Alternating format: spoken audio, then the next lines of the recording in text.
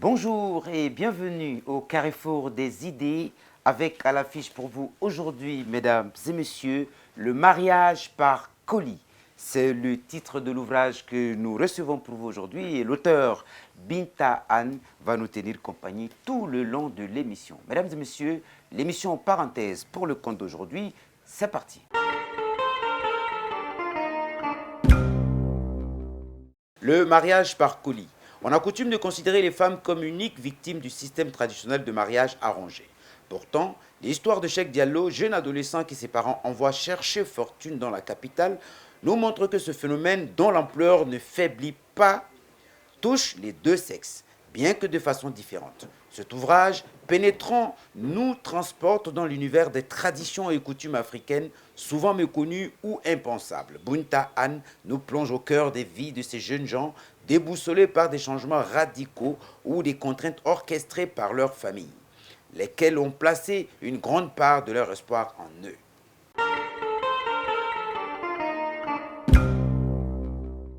Madame Binta Anne, bonjour. Bonjour. C'est un énorme plaisir pour nous de vous recevoir sur le plateau de Parenthèse. Tout l'honneur est pour moi d'être là.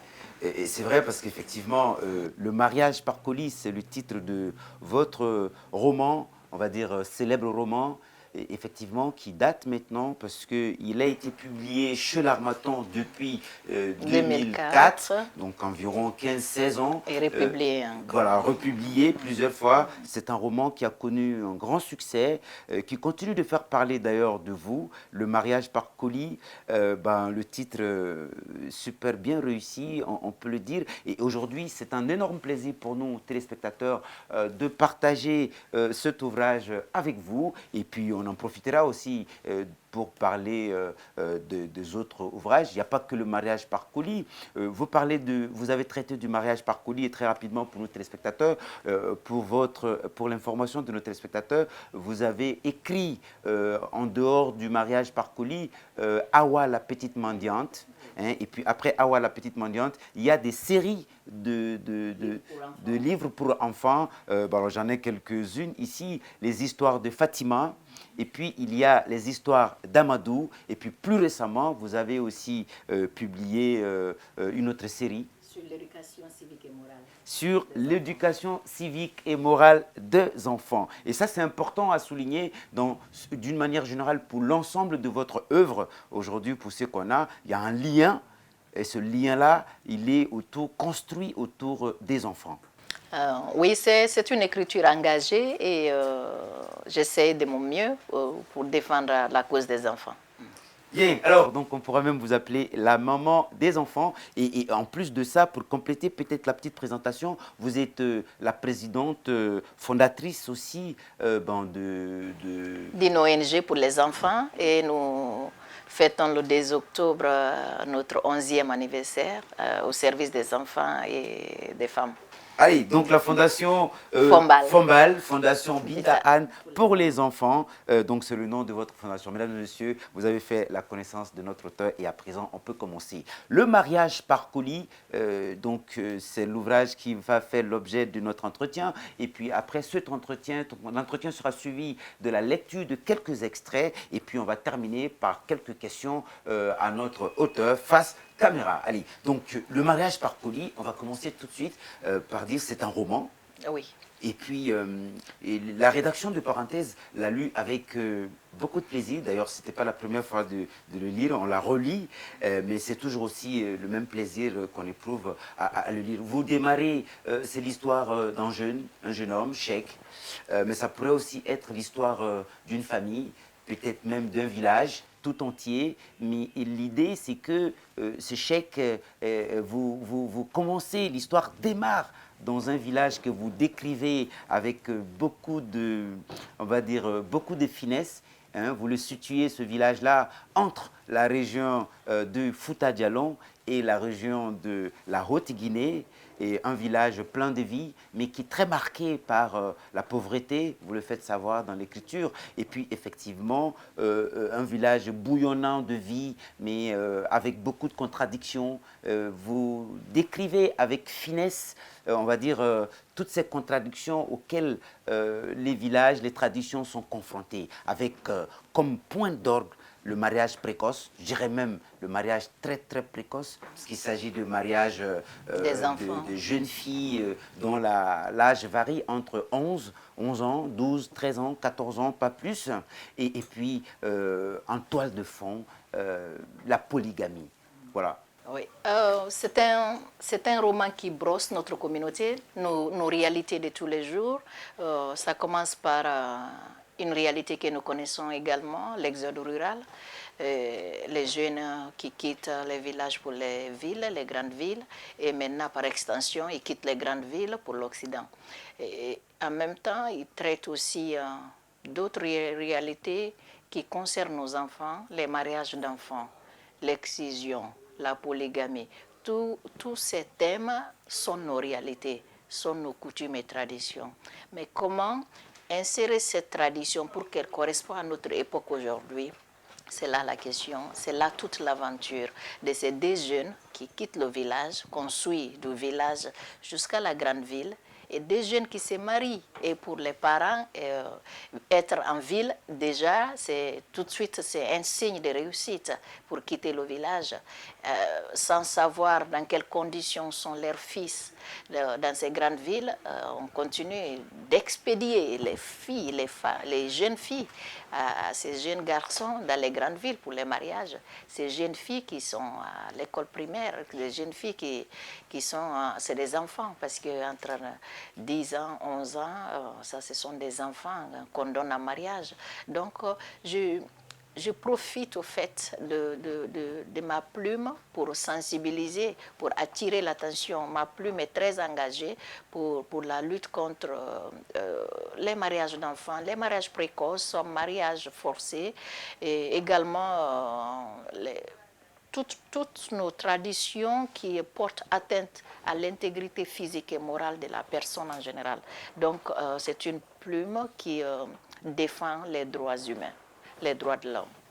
Toutes les pratiques qui portent atteinte à l'intégrité physique et morale des enfants et donc au cœur de cet ouvrage. Mais on ne va pas aller si vite que ça parce qu'effectivement, on va s'intéresser un peu à l'histoire pour ceux qui n'ont pas encore lu l'ouvrage afin que justement qu'ils aient la curiosité de découvrir l'ouvrage. Même ceux qui l'ont lu, le relire n'est pas mauvais. Je vais le résumer. Comme nous on l'a fait. Oui.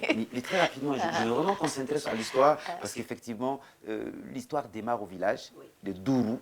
Bourou. Bourou, pardon. Les gens n'arrivent pas à savoir où se trouve Bourou. Oui. Ils savent seulement que c'est entre deux régions. Oui. Il y avait même un jeu entre le fan club des lecteurs pour savoir où est Bourou. Oui. Alors, mais oui, justement, alors le village de Bourou est un village très sympathique. Vous dites que votre plume est engagée. Effectivement, elle est engagée. Et ça, cet engagement, on le retrouve dans les dialogues. Et ça, c'est extraordinaire. Je trouve que même quelquefois, même si c'est d'une façon légère et même drôle souvent, avec beaucoup d'humour, c'est pas très sympa à l'égard des adultes de la société du village de Bourou. On peut donner un exemple autour d'une conversation où effectivement des adultes venus pour célébrer, discuter de la célébration des mariages, salive et jase devant une jeune fille qui passe à tel point que le chef du village est obligé de dire mais qu'est-ce qui vous arrive à vous, et en sachant qu'effectivement Cheikh, le personnage principal, on va revenir là-dessus, son père étant polygame, donc de 4 femmes, mais c'est tout ça, c'est des jeunes filles qui sont mariées. Et ça, ce sont nos réalités. Et pour commencer, j'utilise l'humour parce que je me dis à travers l'humour, on peut sensibiliser. À travers l'humour, à travers la plaisanterie, le message peut passer mieux. On ne peut pas, le changement de comportement, le changement de mentalité, c'est un processus. On ne se lève pas seulement, on dit arrêtez de faire ce que vos grands-parents, vos ancêtres ont toujours fait. On ne peut pas changer les coutumes et les traditions en s'imposant. Il faut sensibiliser, il faut respecter également les lois avec. Donc j'utilise l'humour pour pouvoir faire passer la pilule.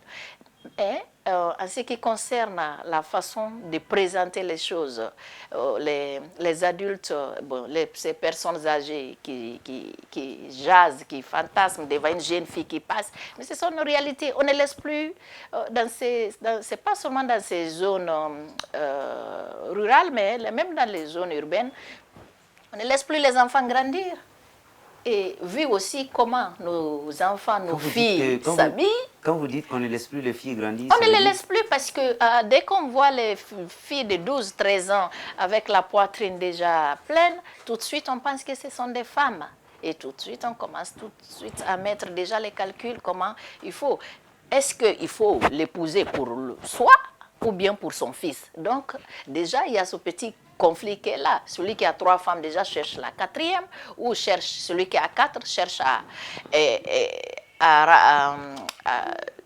répudier une pour faire entrer une jeune. Donc il y a toujours ce calcul malsain qu'on fait autour des jeunes filles, autour des enfants, parce que les enfants, surtout les jeunes filles, grandissent très vite, elles sont très précoces de plus en plus. Donc quand on les voit physiquement, on pense que mentalement et psychologiquement, ces enfants-là sont prêts, ce sont des femmes. Non, on peut être prêt physiquement sans être prêt psychologiquement ou même physiologiquement pour être prête à donner naissance à un enfant. Donc c'est pour cela le taux de mortalité des enfants qui accouchent est très élevé parce que leur corps n'est pas prêt pour donner vie. Pour donner vie. Le mariage par colis de Binta Anne, donc notre auteur aujourd'hui pour ce numéro de l'émission Parenthèse. Alors, donc moi je reviens, je veux dire l'histoire. Alors il y a beaucoup de situations cocasses, hein, comme ça. Et osées. Osées surtout, parce qu'en fait, Cheikh doit partir à Conakry et les parents veulent envoyer Cheikh à Conakry. On va dire, le fils d'un voisin, voilà, qui lui est là-bas. Donc on rêve, on pense que... et là, c'est même à Conakry, hein, parce qu'on n'est pas encore allé de l'autre côté de l'Atlantique. Et donc le rêve, c'est que quand quelqu'un quitte le village pour Conakry, il réussit. Ces derniers vont se battre, même en faisant des petits boulots, pour renvoyer de l'argent au village. Et une fois que ça s'est fait, tout de suite, pour le cas de Cheikh, par exemple, on sait que dès que Cheikh devait partir, et c'est ça qui est, on va dire, curieux dans votre ouvrage, dans votre roman, c'est qu'il n'est même pas encore parti qu'on commence à rêver. Et tout le monde veut, tout le monde propose sa fille, l'entourage, la famille, les gens du village. Il y a comme une espèce de fête, vous décrivez ça comme ça, qui est organisée pour le départ. Mais en même temps, cette fête est l'occasion de présenter à la famille, au père de Cheikh, les éventuelles candidates qui pourraient être la fiancée ou l'épouse de Cheikh qui va partir. Parce que partir est synonyme de réussite. Oui, il y a énormément de pression sur les jeunes actuellement. Les parents mettent énormément de pression. Les enfants sont devenus les pères de famille. Sont devenus des mères de famille. Nous sommes en train de faillir à notre devoir d'être parents. Et ça continue pas seulement de façon nationale chez nous, mais jusqu'à outre-Atlantique. Nous mettons la pression sur le jeune garçon pour dire il faut que tu partes. Pour la fille, on dit, toi, tu es appelé à être mariée, tu es appelé à être épousé par quelqu'un qui a de l'argent, qui s'occupera de toi. On garde ça dans le mental. Mais pour le garçon, on lui met la pression. Ah, tu vois, si tu pars, tu seras quelqu'un. Le fils du voisin qui est venu en vacances, et lui, regarde, il a apporté ça, il a apporté ça, il a construit pour ses parents, il a acheté une voiture pour ses parents, et toi, tu es là. Donc, on met indirectement cette pression sur ce jeune jusqu'à ce qu'il mette en tête qu'il faut qu'il parte. Oui. Qu'il parte du village, de la ville, et de la ville à outre-Atlantique. Oui. Donc, c'est cette pression qu'ils ont mise sur Cheikh. Il faut que Cheikh parte. Et Cheikh ne voulait pas partir, il ne voulait pas laisser sa mère. Mais son papa a tellement mis la pression, il faut qu'il parte. Et les fils du voisin qui sont revenus au village avec des beaux habits, avec vraiment de la richesse, ils ne se sont jamais posé la question comment ces enfants-là se sont enrichis dans les grandes villes ou en Occident. Donc c'est nous-mêmes qui vendons nos enfants, qu'ils soient garçons ou filles. On les met la pression pour partir, on prend crédit. On dit aux enfants, tu as vu ce que j'ai investi sur toi, il faut que tu partes, il faut que tu réussisses, tu ramènes l'argent pour rembourser. Oui. Donc, vous voyez cette pression que les jeunes ont. Donc, ce n'est pas seulement sur les jeunes filles, mais les jeunes garçons aussi ont cette pression. C'est cette pression que je voulais montrer pour dire que nos jeunes garçons vraiment sont devenus les adultes d'aujourd'hui. Le mariage par colis de Binta Anne avec nous sur le plateau. On va en profiter aujourd'hui et faire profiter nos téléspectateurs, effectivement. Donc, on reste toujours ce chèque. Je disais que, alors, il y a des situations cocasses. Je dis, cette fête qui est organisée à l'occasion de son départ est incroyable. Le lecteur se régale parce qu'effectivement, puisqu'il partait pour la ville, eh ben, il y a tous les cadeaux qu'on lui donne, les coques, tout ce qui... Enfin, il a tout un bagage à transporter et même ces coques-là vont être utilisées par la suite dans l'histoire. Justement, on est en plein là-dedans pour de l'humour, mais un humour aussi qui fait vraiment écho à des réalités que vous refutez. De sous-développement dans lequel on est, c'est par exemple les taxis brousse qui sont utilisés pour voyager. On voit bien dans l'écriture que les gens sont presque entassés dans des véhicules qui, ma foi, on ne sait même pas s'ils vont arriver à destination. Et puis, le long du voyage, c'est tous les barrages qui sont franchis, justement, la corruption, etc. Donc, le chauffeur qui, en voyant un premier barrage, n'est même pas sûr que ces agents en tenue, en uniforme de policiers ou de gendarmes, je ne sais même pas si c'est des vrais ou pas des vrais. Ce sont nos réalités. Ce sont nos réalités. Le livre reflète nos réalités, qu'on l'accepte ou pas, ce sont nos réalités.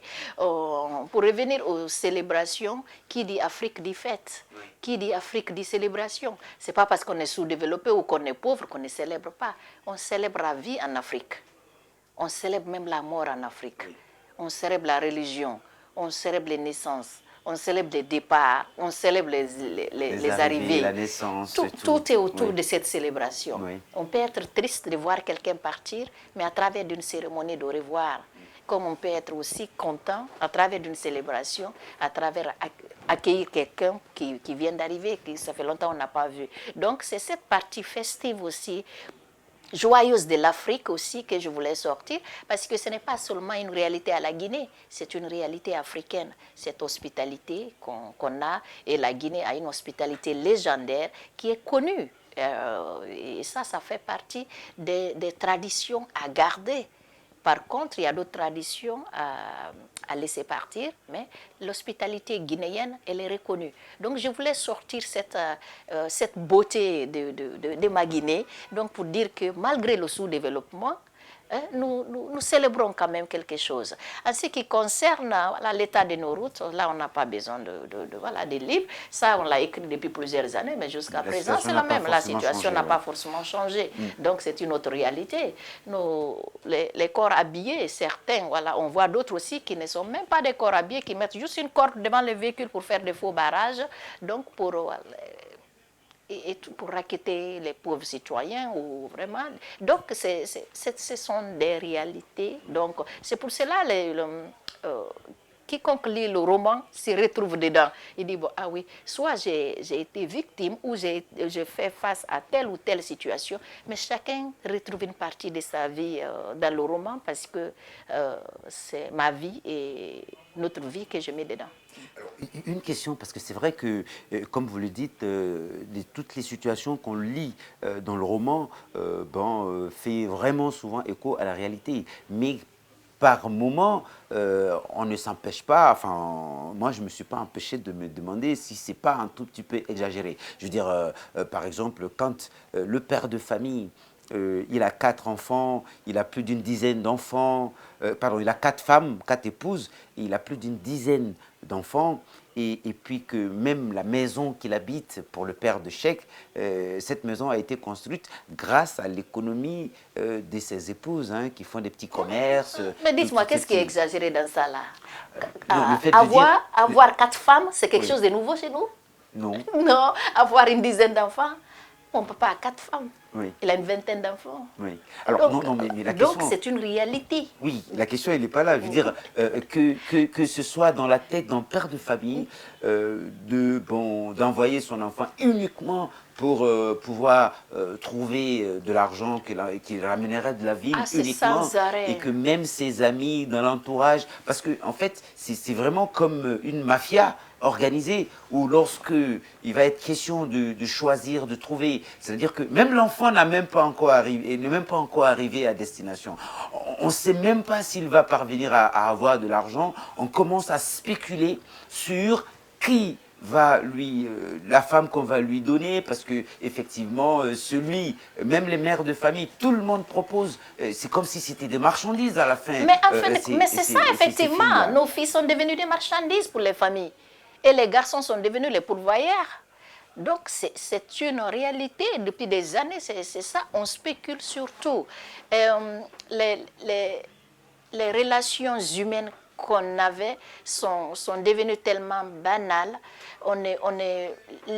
L'être humain, l'homme avec grand H, on le banalise. On ne voit que le matériel, le côté financier. C'est celui qui peut apporter plus, qui peut épouser ma fille ou mon garçon. Dès qu'il sort, il en aura. Et donc, nous-mêmes, nous sommes victimes de ça. C'est ce que vous a amené je veux dire, ça me ramène au titre, c'est ce que vous a amené à trouver ce titre-là, le mariage par colis. C'est-à-dire que les épouses, ces jeunes filles, que vous les assimilez à des colis. Oui, il y a des types de colis. Il y a les colis que les parents préparent et qu'ils envoient en Occident, oui, et que le garçon il découvre là-bas ce que les parents lui ont envoyé. Oui. Et il y a les colis aussi, où les filles se font en colis à travers les réseaux sociaux. Oui. Elles rencontrent le jeune à travers les réseaux sociaux. Elles mettent des photos provocantes. Elles disent vraiment, voilà, elles montrent qu'elles sont disponibles juste parce que le garçon dit qu'il est de l'autre côté, oui, de l'Atlantique, sans savoir qui il est. Tout le monde peut trafiquer des photos aujourd'hui. Donc, à travers cette photo, on ne peut pas connaître le comportement de quelqu'un. On ne peut pas connaître même la destination ou bien d'où vient cette personne. On ne peut pas connaître la personne à travers une simple photo. Et ces jeunes filles tombent dans ces pièges, se retrouvent des fois à être esclaves sexuelles, à être prisonnières, à se retrouver à vendre la drogue et à se retrouver dans des mafias. Donc, c'est un autre type de colis. Donc, il y a le colis que les parents envoient, il y a les colis qui s'envoient. Allez, donc parlons de colis, effectivement, il y en a bien un, parce qu'effectivement, là, ce sont même les parents qui proposent les colis, donc leur fille en mariage. Et pour les cas d'échec, donc justement, Cheikh va venir à Conakry. J'ai dit qu'il y a beaucoup de situations cocasses là-dedans, parce qu'effectivement, quand Cheikh va arriver à Conakry, il est plutôt accueilli, on va dire, il a un accueil tout particulier pour lui à Conakry, et c'est là que commence vraiment qui finit au commissariat. Voilà, qui finit au commissariat. Je veux dire, il arrive, il débarque, la simple indication de son tuteur, il passe toute une journée dans les rues de Conakry pour essayer de retrouver, parce que simplement on a dit que son tuteur s'appelle Ablo le boss. Et donc, ce serait quelqu'un de très connu à Conakry. Et dès qu'il arrive, qu'il demande après Ablo le boss, il serait conduit. Sauf que la première personne à laquelle il s'adresse pour demander qui est Ablo le boss, lui donne une indication. À gauche, à droite, à gauche, à droite. Gauche, ensuite vous partez à droite, et puis après tout droit. Et puis la deuxième personne fait à peu près le contraire. Donc, il ne sait pas où se situer. Et lui, Cheikh se propose de demander à une troisième personne pour faire la part des choses. Qui est encore pire que et là, c'est ça qui est pire, parce qu'en même temps, il dit dans l'indication, et ça c'est drôle, je veux dire, en même temps, il dit dans l'indication, vous partez tout droit, et il dit non, vous tournez à gauche. Comment on peut aller tout droit et tourner à gauche? Je veux dire, on se régale, hein. Et ça, c'est pas mauvais pour la lecture. Et ça, c'était juste pour attirer l'attention aussi sur nos rues qui n'ont pas de nom. Oui, qui ne sont pas adressées du tout. Nos rues, il n'y a pas d'adresse. Oui. On a essayé de changer pour mettre des numéros de rues. Matoto MA 6345, oui, ce ne sont pas nos réalités. Si on avait dit commune de Matoto, rue Ibrahima Sori Kamara, tout le monde sait que là-bas, Ibrahima Sori Kamara a vécu là-bas. Oui. Rue Binta Anne. Rue Binta Anne. Tout le monde monde saura sait que que Binta Anne a vécu là-bas. existait. C'est ça nos réalités. Oui. Parce qu'on dit voilà, rue Bouramaya, Oui. voilà, rue Konakrika. Oui, oui, oui. C'est des Oui, noms oui. que ma grand-mère ou ma mère peut retenir. Oui. Mais si on dit rue KA 1847, ma mère ne pourra pas retenir, ma grand-mère ne peut pas retenir des numéros comme ça. Donc il faut que tout ce qu'on arrive à faire, il faut consulter le peuple et demander c'est quoi tes besoins, c'est que tes besoins, et puis j'essaye d'atteindre au Tenir moins compte de nos tenir réalités, compte de en nos fait. réalités. Oui. Parce que si j'essaye de t'aider, de t'assister, alors que je ne sais pas ce de quoi tu as besoin, je passerai à côté. C'est ce qui est arrivé avec nos adresses et nos rues. Les Donc rues c'est pour cela KA, ils ils disaient... existent, mais ça ne sert à rien, finalement. Mais toutes les communes ont ces lettres, Oui. 2 lettres de la commune, et puis plus 4 à 5 chiffres qui... Voilà. Mais qui retient? Personne. Même nous qui avons été à l'école, nous ne retenons pas. À plus forte raison maintenant, la population qui est majoritairement voilà, illettrée ne peut pas retenir.